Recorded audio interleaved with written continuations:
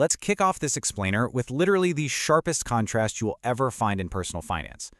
I want you to think about a deceptively simple question. Does being incredibly smart with your money actually make you rich? Well, to figure that out, we need to look at two entirely different people. On one hand, we've got Ronald Read. He was a humble gas station attendant and rural Vermont janitor. This guy swept floors, chopped his own firewood, and lived in the exact same tiny house for decades. But when he passed away at 92, he shocked literally everyone who knew him by leaving behind an estate worth over $8 million. Now flip to the exact opposite end of the spectrum. Enter Richard Fuscone, a Harvard-educated, heavily decorated Wall Street executive. He had every credential, every possible advantage, and an 18,000-square-foot mansion. And yet, right around the exact same time Ronald Read was leaving behind a massive, multi-million-dollar fortune, Fuscone was standing in front of a judge, completely bankrupt. So how on earth does a janitor completely obliterate a Harvard MBA? Well, it boils down to one absolute fundamental truth. Financial success, it's not a hard science. It's not about having this supreme intellect or memorizing insane math formulas. It is overwhelmingly a soft skill. It's all about your behavior, your emotional control, and your patience. You definitely don't need a finance degree to master this stuff. You just need to grasp how human beings naturally act around money. The wealth paradox. To really get this wealth paradox, we need to figure out why absolutely brilliant people can sometimes turn into total financial disasters. Okay, picture this. A young, wildly successful tech executive is just hanging out by the Pacific Ocean.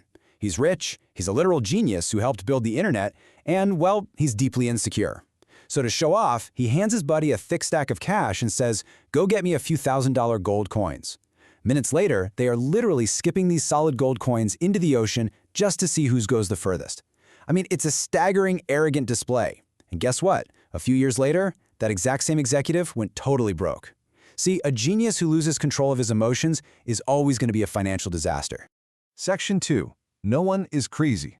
Look, when we hear stories about guys skipping gold coins into the sea or making just terrible investments, it's so easy to judge, right? But a core lesson we're covering in this explainer is that nobody is actually crazy about money. Seriously, we all make decisions that are deeply tied to our own unique lived experiences. Think about it like this. If you were born in 1950, you spent your 20s watching the stock market basically do absolutely nothing. Your whole worldview was shaped by a stagnant economy. But if you were born in 1970, you watched the market explode nearly tenfold during your 20s. To you, stocks are a wealth-generating miracle. Your personal experience makes up what? Maybe a tiny fraction of a percent of all world history, but to you, it dictates absolutely everything about how you think the money game is played. And honestly, this explains a lot of behaviors we might normally criticize. Like, ask yourself, why do broke people buy lottery tickets? If you've never really struggled to keep the lights on, you might look at low-income households dropping hundreds a year on scratch-offs and think, wow, that is just terrible math. But put yourself in their shoes for a second. If your wages are stuck and you can't afford a house or even a modest vacation, a lotto ticket isn't a math equation. It's literally the only time in your life you can walk into a store and physically purchase the dream of a good life, a dream that wealthier people just take for granted. You don't have to agree with buying the ticket, but you absolutely have to understand the emotion driving it. Section 3. Luck and risk. Once you kind of accept that no one is actually crazy, you have to completely change the way you judge success. You have to start untangling an individual's actual skill from its inseparable siblings, luck and risk. Take Bill Gates, a perfect example. We all know the guy is a genius, no doubt. But back in 1968, there were roughly 303 million high school-age kids on the planet. Only about 300 of them went to Lakeside School in Seattle. And Lakeside happened to be one of the only high schools on planet Earth that had the cash and the sheer foresight to buy a computer terminal. So Bill Gates had an astonishing 1 in a million stroke of pure luck to be sitting in that exact room. Even he admits it. Without Lakeside, there is no Microsoft. But there's a really dark mirror to this story. Gates had a best friend named Kent Evans. They were equally brilliant, totally inseparable, and destined to build a tech empire together. But Kent never even got to graduate. He experienced a 1 in a million tragic risk, passing away in a high school mountaineering accident. It's the exact same force of probability, just working in the complete opposite direction. So whenever you look at anyone's massive success or their devastating failure, you've got to respect that life's roulette wheel is always spinning. The crucial takeaway here is pretty simple. Nothing is ever quite as good or as bad as it seems. Whether it's Bill Gates getting that insanely lucky early computer access, or a historical titan like Cornelius Vanderbilt successfully bending the law to build his railroad empire. I mean, Vanderbilt's exact same ruthless playbook absolutely ruined countless other businessmen who ended up on the wrong side of a judge's gavel. So be exceptionally careful about whose exact playbook you try to copy, because you can never perfectly replicate their luck and you can never predict their risk. Section 4. The moving goalpost. Let's say you do everything right. Even if you somehow navigate luck and risk perfectly, it means absolutely nothing if you fall victim to the single most dangerous financial trait in human psychology, and that is an insatiable appetite for more. Honestly, the only way to survive the game of wealth is to define the word enough. Knowing when you actually have enough is your ultimate shield. It is literally the only thing that protects the wealth, the family, and the reputation you've already built from the incredibly destructive force of boundless greed. Let me tell you a story about Rajat Gupta. This guy started as a poor orphan in Kolkata and relentlessly climbed his way to the very top to become a highly respected Wall Street CEO. He amassed a net worth of over $100 million. Just let that sink in for a second. Over $100 million.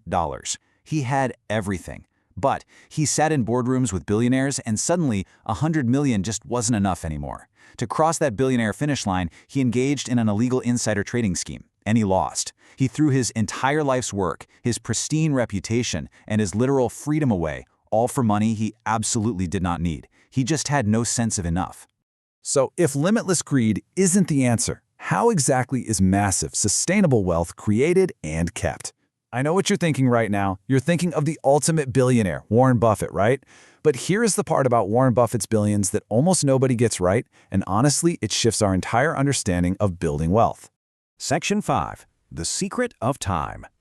The grand reveal here is that massive financial success isn't actually about how smart your individual investments are. It's almost entirely about how long you allow them to exist. Check this out. At the time this source material was written, Warren Buffett's net worth was hovering around $84.5 billion. But here's the jaw-dropping reality. $84.2 billion of those dollars arrived only after his 50th birthday. Let that blow your mind for a second. Almost all of his world-famous wealth didn't come from some magical crystal ball. It came from the sheer, relentless, mathematical force of compounding. He started investing seriously as a kid. So yeah, his skill is investing, but his actual secret weapon? It's just time. Let's put this into perspective.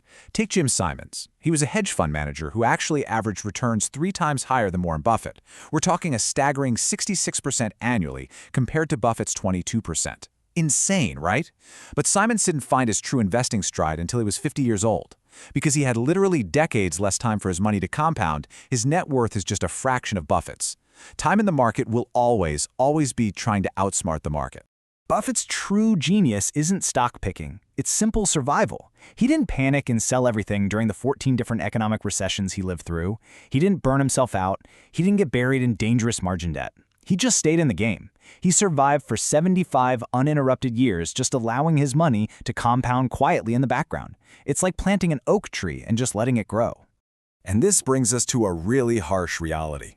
Getting wealthy and staying wealthy are two completely different skill sets. Getting money requires optimism, taking big swings, putting yourself out there. But staying wealthy, that requires the exact opposite. It requires a deep sense of humility and, honestly, a healthy dose of paranoia.